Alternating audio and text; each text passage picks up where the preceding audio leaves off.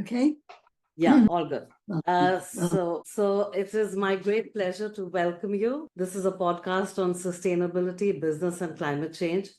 And I'm very pleased to welcome my first guest in this podcast. And it is no other than Dame Frances. She is well-acclaimed journalist, an economist, and an academician. Having studied at Oxford University, she has been very prominent in her journalistic career, having worked primarily at The Guardian and served as the environmental editor for The Economist, as well as the management editor. Very distinguished career, and went on to hold academic positions, including at Exeter College. So a very warm welcome. And I'm very happy to discuss with you all topics related to economics and your views on the world as it stands today. You've missed out one bit of my CV that I'm particularly proud of, which is I went to Brown University after I had finished at Oxford and got a master's degree there. A wonderful introduction to the United States. Its friendliness, its power, and its energy. Very nice. So yeah, it's a great place to be. So very warm welcome. You have been had such a distinguished career in economics, and being an economist myself, I'm curious how you got interested. I know your father was an economist. You got your inspiration from? I began my career, my degree at Oxford University was in history and not in economics. But it's hard to take history seriously if you don't think of the economic currents that run through it. Even the primitive ones in the Middle Ages, but then as time goes by, economics becomes a more and more powerful force in the way economies develop. And of course, in Britain, it was really the home to the Industrial Revolution. I had one ancestor who developed ways of using steam power to drain marshy areas.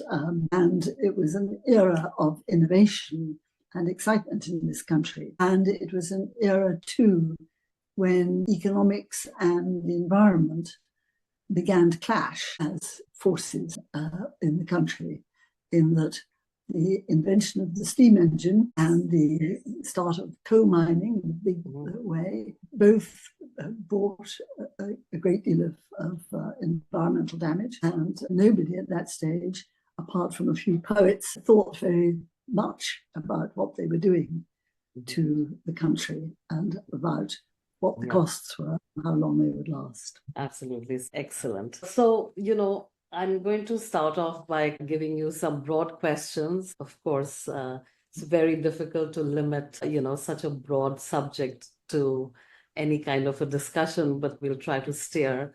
And so with your huge vantage point, what do you think are the three pressing problems facing humanity, the future of our planet? Climate change must clearly be on that list of three, because we're only at the beginning and we have wasted almost 40 years since it became clearly established that there was a link. People understood it a long time before that. But I remember when I first began to talk about this on the Economist magazine, I was laughed at. So it's taken time for people to take this threat very seriously. And it will obviously have large social implications, particularly for the poor countries, which also tend to be the hotter countries. And I think that the huge tides of migration that we're seeing at the moment have something to do with that. So climate change is going to be one of them. The second one, I think, is going to be the population aging and population decline. Outside the developing world, almost all developed countries now have birth rates that are below the level of replacement. Often that's concealed by immigration, but that's what's happening. And immigrants very quickly, within one generation, pick up the life patterns of the country that they've moved into. So one can't rely And many countries wouldn't want to rely on migrants producing all the growth in population. But at present, two things are happening. Women are having far smaller families or no families at all, and people are living for longer. And this is going to have enormous tax implications. Not, I think, obvious implications for the environment, but ones which are going to drain money away from other uses, because the old, as they become a large group, they become a big group of the voting population, and the young are bad at going to the polls, and the old are much better at it, and therefore they dominate policies in many countries. So that's the second one. The third one I'm less sure of. Climate change, as I say, is clearly something to worry about. But I wonder whether, as the third one, whether the danger that we still face of a really unpleasant, planet-destroying war is something that we have to keep on the list. It's easy to forget that in the last century, there was not one but two world wars, as they were called, in which the death rate was enormous. As populations decline, they may be less interested in sending the few young men they've got to battle. But I still think that if you look at what's been happening in Europe, there has been a steady development in weaponry as the war there involving Russia and its supposed satellite, Ukraine, as this has gone on, Ukrainians have struggled for their sovereignty. That could yet grow into something much nastier. And the same is true in the Middle East, particularly. It's true between China and Taiwan. These are all countries which, in a sense, may feel that they have one more throw of the dice, because if you look at what's been happening to population, both in Russia and China, it's slowed down. The growth has been slowing very fast. And so they may feel, we have these young men now, we may not have them at all in 10 or 20 years' time. Yeah. So those are broad trends, so to say. I mean, the world is really not short of problems right now. So we are going to definitely try to be optimistic by the end of it. But those are very significant problems. And you mentioned climate change. And again, just as you got inspired in your career of economics from your father, I too was very inspired by my dad. And he encouraged me to, pursue my PhD, and that's how I landed up here. And as you know, my mother passed away recently, and she was, again, a big contributor to my learning efforts. But let me acknowledge here that you are one of the other people who inspired me beyond any doubt. And I want to mention, I was just beginning my PhD, and I was coming back from an internship from Washington, D.C. I had been at the World Bank. And the World Bank said, the president at the time said environment is going to be a very prominent hot button issue for developing countries. And it was a context of poverty alleviation and, deforestation, pesticides, so on and so forth. Now, I was very intrigued by this, and I was really determined to pursue my PhD, but I was very interested in the private sector. And I had a copy of the Economist magazine from my flight from Washington, D.C. to LA, and this is a true story. And there was this survey on the industry and environment written by Francis Cairncross. And I was underlining every word that you had written because it inspired me immediately. And there was a particular section, and you had documented that industry was actually over with regulations, unintentionally or intentionally, right? That was the question. And that idea really stuck to me. And I developed a theoretical model. Of course, I was being in academia with a colleague and explained why companies might be doing that, and then tested it with an actual empirical evaluation of a US EPA program that was using the ideas of incentivizing industry to do more than they are required to do. So you've been a total inspiration, and I'm very happy again to host you. So, as you mentioned, so going along, how you can find inspiration in writings. You are on top of the list right there. So I will recommend to my audience reading your book, Costing the Earth, which you wrote in 1992. And that was the time, concurrently, I was doing my PhD right around that time, but more on the academic front. Then I think you wrote another book, which is called Green Incorporated, which came out later than that. And everything is in relation to where I was at that time, because, these were very prominent works. So I urge everyone to read that. Now, let's come back to your first idea of climate change being the top of the list. And again, mentioned, closely tied with immigration. Populations become vulnerable as some areas become uninhabitable. There will be, millions of migrants moving across a world which is now even more divided, we may say. First the trend was towards globalization, and now we are tending towards deglobalization, so to say.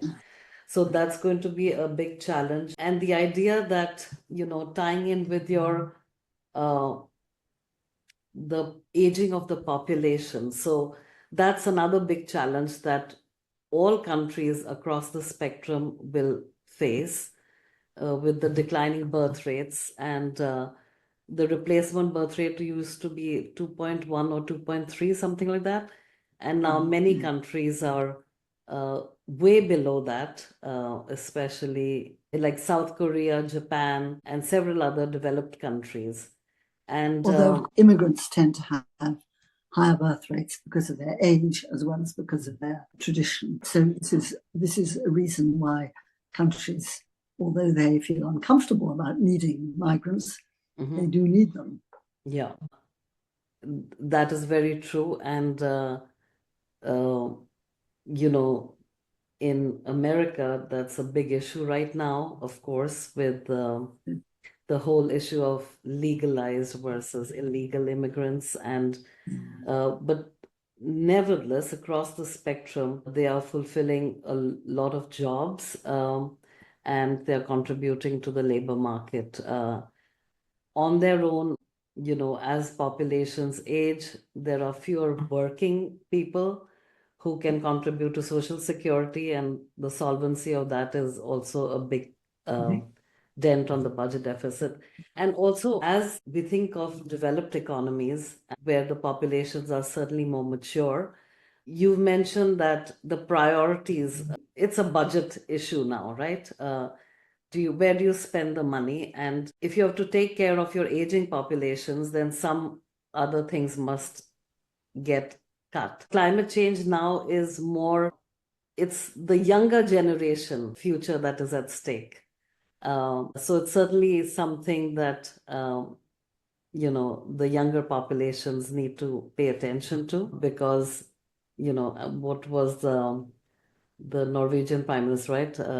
Not making current generations worse off. So it's definitely an intergenerational issue. Well, I now have grandchildren, and therefore, I think anybody who has grandchildren begins to think these young people are going to grow old in the next century, not in this century, the next century. They will hit the age that I am at around the turn of the century. And by then, we have managed to cope with climate change. Will they have children of their own, enough children of their own to look after them or to contribute to their looking after in old age? So a lot depends not on our generation, but on the generations that are coming after us. It's now time to hand over to the next generation and say to them, we're leaving you a mess, but you need to start thinking about how you stop the mess getting any worse, and maybe start finding ways of curing it up. So that's a glum way of looking at things. But there are also areas that I'm optimistic about. I look at medicine. I think the advances in medicine over the past over my lifetime have been astonished, really amazing.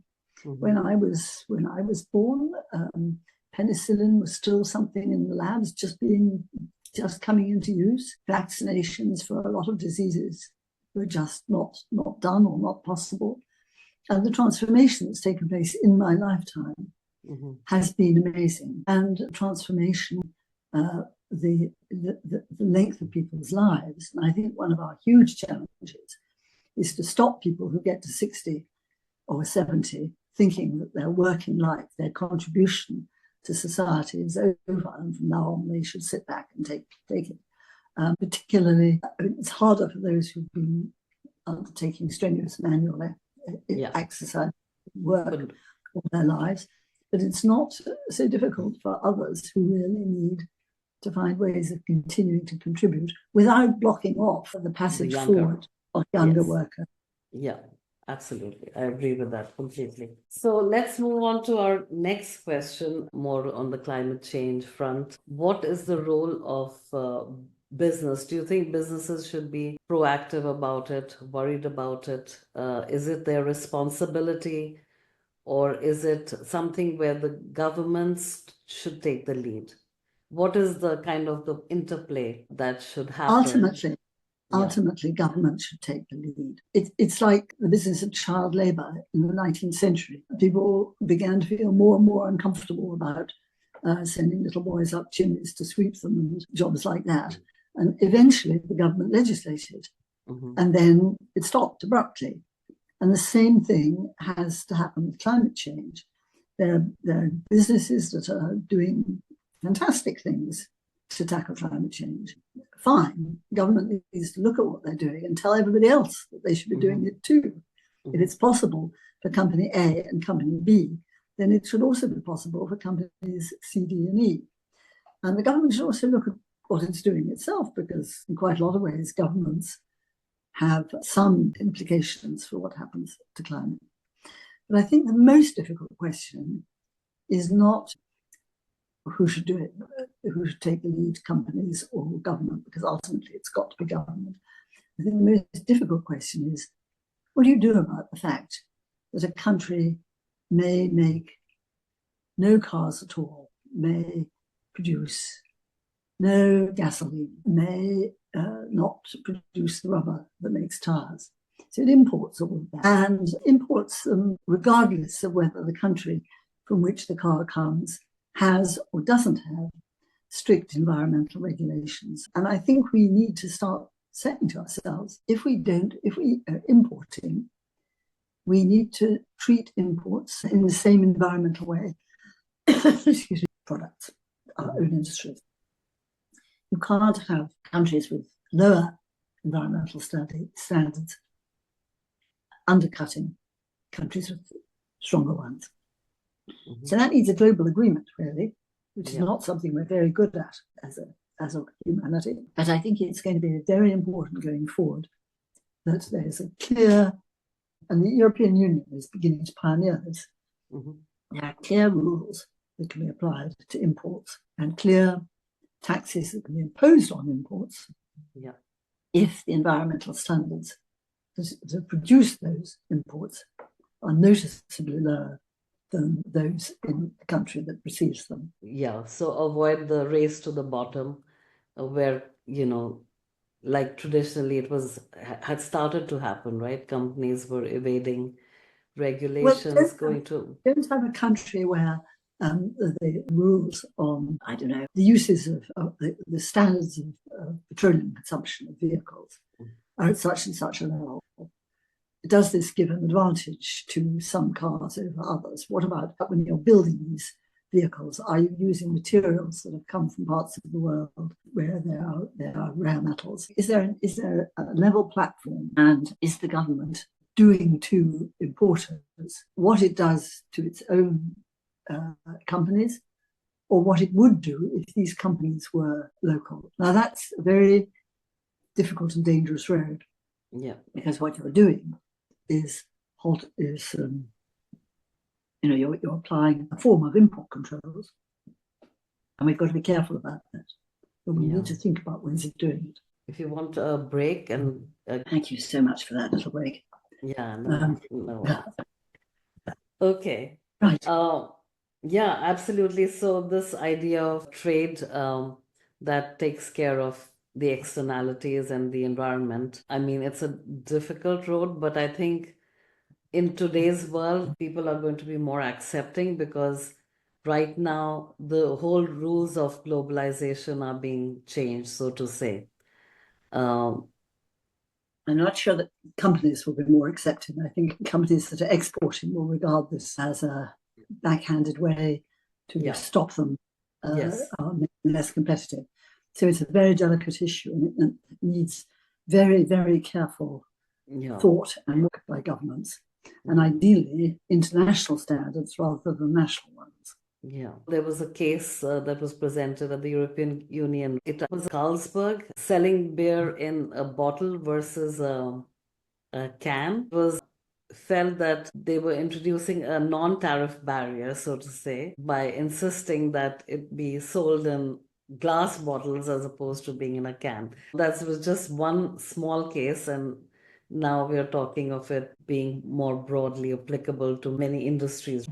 But on the other hand, there is a set of frameworks that have been developed for every industry now. What is good, what is bad. So having that guidance would be helpful. It will no longer be so ad hoc. Might work well if there is a broad guideline established for every industry. And this is not reinventing the wheel. This has been done for many of the industries now. The practitioners have done it, the framework providers have done it. And so it might be just connecting the dots, on those accounts. So generally that direction may work. Nevertheless, it's a term that has been used a lot, business unusual, or, when you incorporate environmental effects. In terms of this play between governments and the businesses, who takes the lead, isn't it also true that as the governments change, the priorities can change completely? And I in think that I case, think every right? And there are environmental issues that may make it a little easier to keep government's hands on the wheel. Yeah. And then if the priorities change so drastically, then businesses' hands are tied. I mean, because the investments are so much bigger. In the case of environmental innovations, you have a larger capital budgets, or you might have much larger expenses. And if there's policy uncertainty, then you either wait or you, But the really difficult thing in this is that what you're doing is legislating for the benefit of future generations, not for the benefit of this generation, which pays the extra costs, but for the benefit of future generations, which otherwise suffer. And there used to be a saying, people said, which was, why should I care about posterity? What's posterity ever done for me? Correct. And that applies very strongly in this matter. Why should I think even more strongly now that we see people in developing having fewer and fewer children, more and more people not having families. I mean, I happen to be lucky enough to have 5 grandchildren, and I care very much about the world that they live in. But I have other friends who have no grandchildren. Some of them have no children. And they don't have this stake, this physical stake in the future that people who have families may feel, particularly as they get older. And of course, there is a constant trade-off between the present and the future. What the measures people take now to restrain carbon emissions will cost money. It will fall on this generation. Whereas if they don't spend that money, there may be other things which they can provide themselves and their families with. Why not buy the cheapest car with the most polluting engine if it allows you the money left over to feed your children better? That's a difficult bridge to cross. And you have to set off the present against the future And in general, when people do that, the future tends to lose. Well, I think humanity as a whole is very invested in their future, and I think this is a slightly contentious point, if I may bring it. People who don't have kids also are very invested in the future, and this is, a very contentious point right now in the politics with, the woman's right to choose and whatnot. But definitely, climate change is about the future and how we make sure that it is in good hands and in a good state. But definitely, there are many people who choose not to have kids, but they are, with their legacies and everything, they are leaving a much richer planet, for a lot of generations. So moving on, I think, we're talking about, again, the role of business versus the environment. And I think there is no doubt that regulations are needed to not only forge a path ahead, but also to give that policy certainty, which, like in markets, everyone wants that certainty, and also to have a level playing field, because companies that are the first movers want to ensure that the other guys also follow up and give them a leveling field. So in fact, many companies then urge the regulators to regulate more because they're already prepared for it, right? So there are all these market forces as well, which... But once you have regulations in that situation, once one company gets to a stage where it's developed some technology that cuts its carbon footprint, if the regulation is not very carefully designed, its impact may be to deter future and additional innovation, which may produce something even better. So regulating technologies is something to be done very carefully. It's all too easy to promote the product of one company and stifle innovation among other companies. Yeah. And governments have to watch out for that, particularly in this area. Yeah.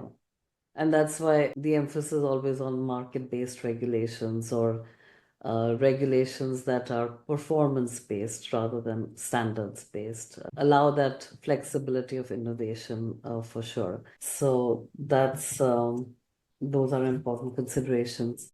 What is the state of the economy in Britain? What are the issues that you're currently most occupied about, or what are your kind of thoughts that when you wake up, what do you worry about? What we have is a lot of very nasty, very violent demonstrations going on. Yeah. And the cause of this was a really terrible event that took place about 10 days ago, in which a 17-year-old boy, whose parents had come from Rwanda, but who had been born in Britain, went into a nursery school and killed 3 small children and injured their teacher and injured some of the other children. He has now been arrested and will eventually stand trial. But this has been interpreted online as being a matter of Muslims attacking people, because we have quite a large Muslim population in this country as a result of 20 years of immigration.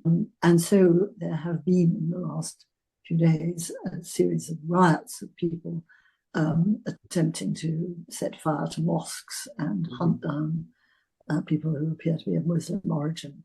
So that's what's worrying me when I wake up in the morning, in the immediate future. And in the longer term future, I think there is a question about how the numbers of people from the developing world, and particularly those countries near the equator, which are going to be unbearably hot, how do we accommodate them in the rest of the world, and how do we make sure that the arrival of people with different cultures, different beliefs, different habits arriving from poorer countries in wealthier countries, how do we get them to become useful and energetic citizens, and how do we avoid hostilities and hatred of this kind among people who feel their jobs are at risk because of the arrival of these people. And that's a huge issue here, and I think a huge issue in the United States and in many other countries. Immigration, which barely existed 20 years ago, has now reached a scale which makes it very noticeable. And many jobs are done by people who are either immigrants or the children of immigrants. And 20, 30 years ago, that would certainly not have been the case. The jobs might have been worse done, mind you, but they would have been done by people who are clearly British and of British descent. And what one does about that, I think it's very hard to know.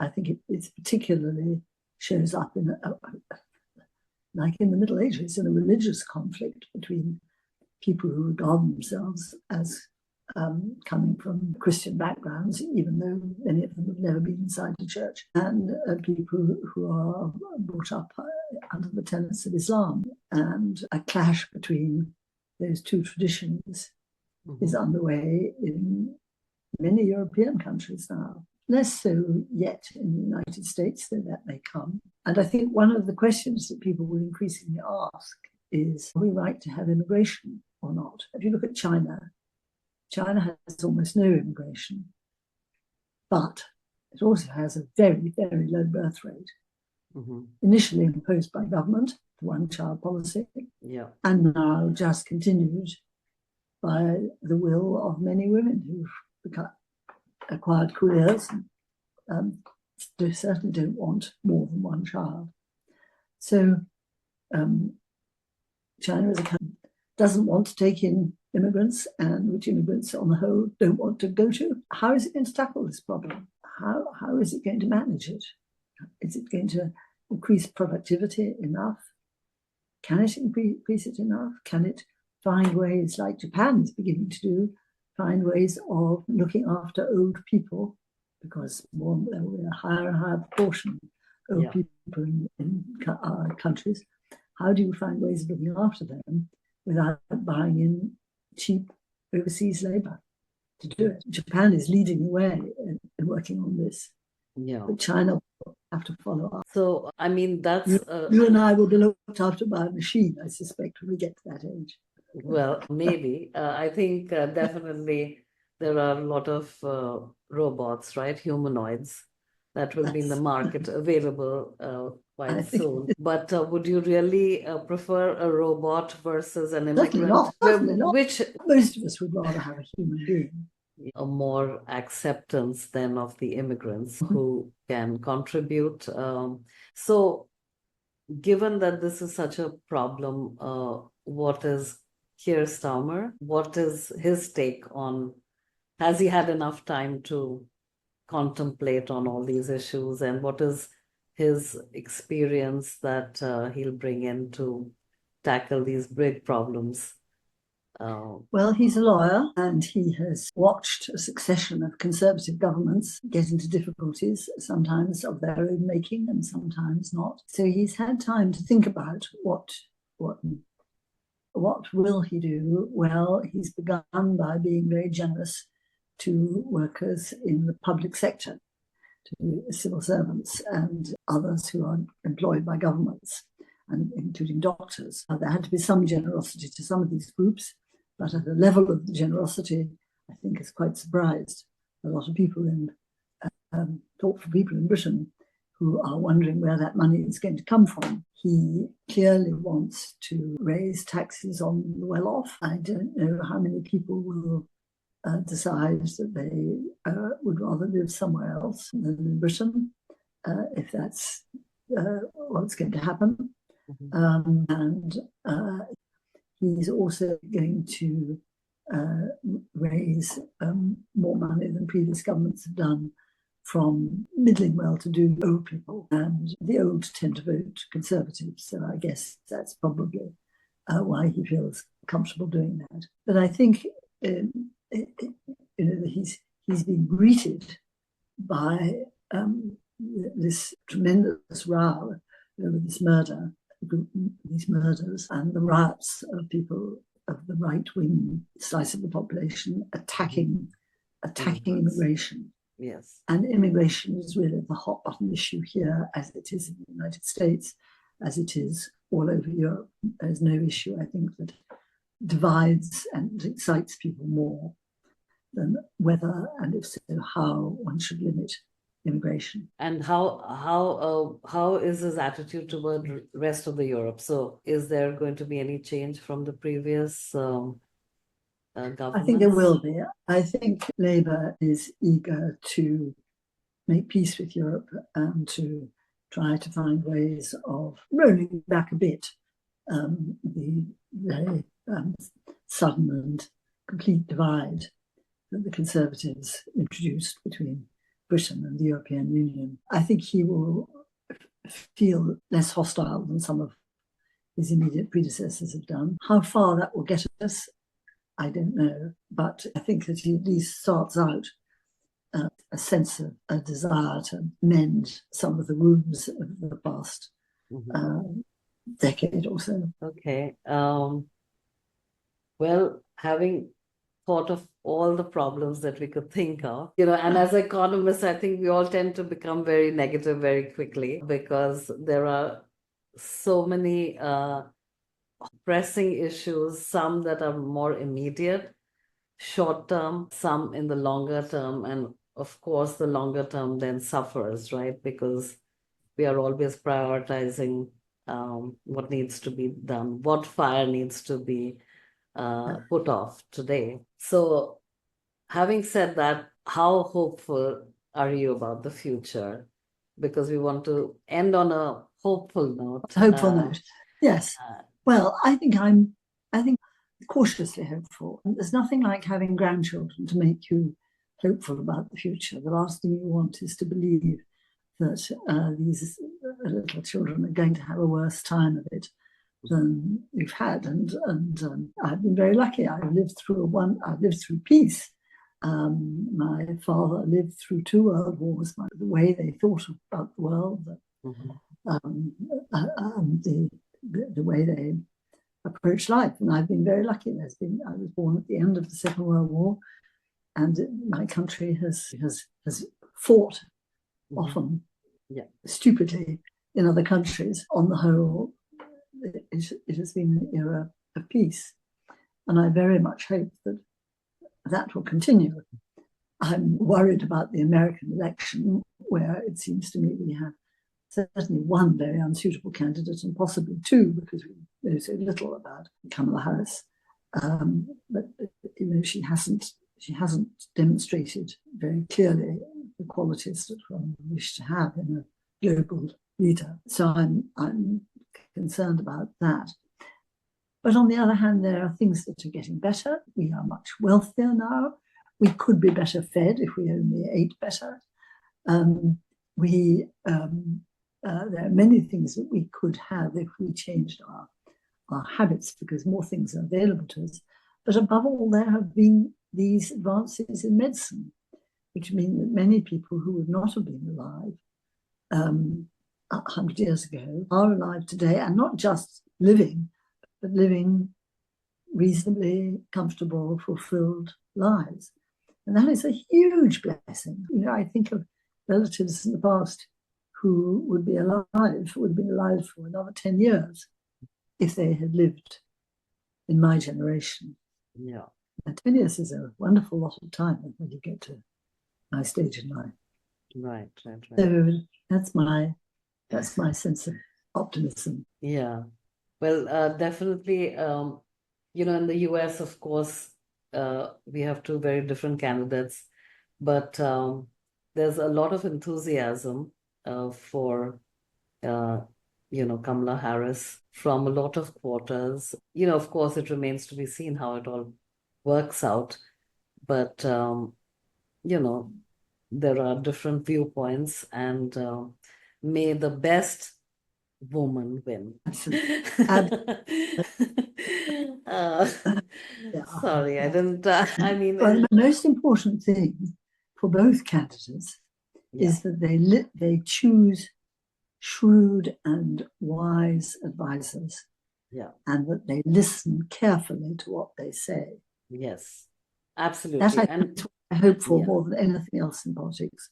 Whichever of the two rather unsuitable people actually makes it, they must. And one of them is, I think, more likely to listen from the other. Yeah.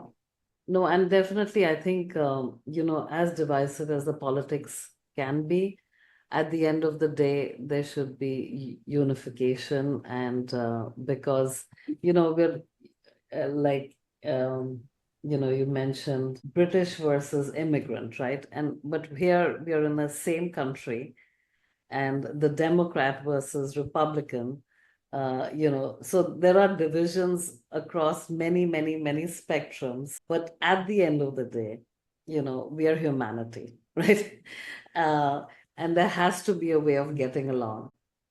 Of course, very soon we'll have AI robots running around and maybe controlling the world.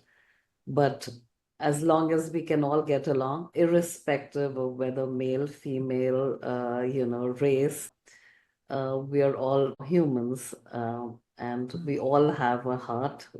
We are all basically inside our bodies, we are the same. In fact, so I think the big takeaway then is that, irrespective of our problems, we have things that we can feel positive about, be it, advances in medicine, and these are going to become dramatically more so as AI kind of helps in that field.